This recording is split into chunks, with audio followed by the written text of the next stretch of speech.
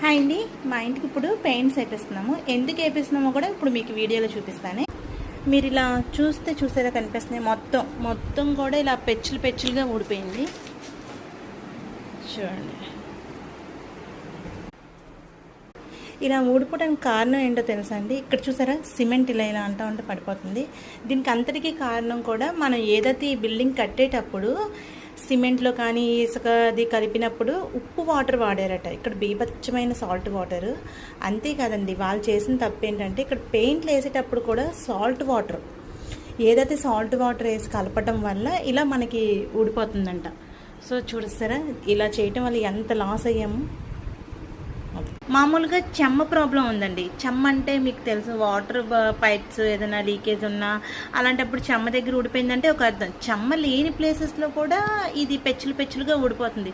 ఎందుకు ఇలాగా ఇన్నిసార్లు వేపించాము అయినా సరే ఊడిపోతుందని చెప్పి మేము ఇంకా లాభం లేదని చెప్పి సరే అని ఇంకా చూపిస్తే ఏదైతే పెయింట్లో మనం పెయింట్ వేపిస్తాం చూడండి, అందులో ఆ పెయింట్ కలిపే దాంట్లో ఉప్పు వాటర్ వేయకూడదట, మంచి వాటర్ వేయాలట.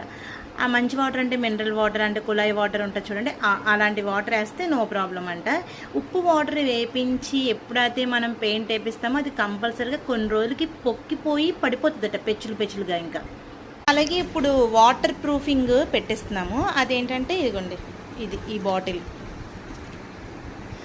ఇప్పుడు మనకి గోడ చెమ్మ వల్ల మనకి పెయింట్స్ అంతా పోతుంది కదా, అలా పెయింట్ ఊడిపోకుండా ఈ వాటర్ ప్రూఫింగ్ గమ్ పెట్టేస్తే కనుక మనకి అలాంటి ప్రాబ్లమ్స్ రావట. చూద్దాం ఈసారి కూడా ఎలా ఉంటుందో చూడాలి. దీనికైతే ఒక 5 years వారంటీ ఇస్తున్నారు. చూడాలి ఎలా ఉంటుందో. ఇంకా ఇదిగోండి ఇలా వేస్తారు.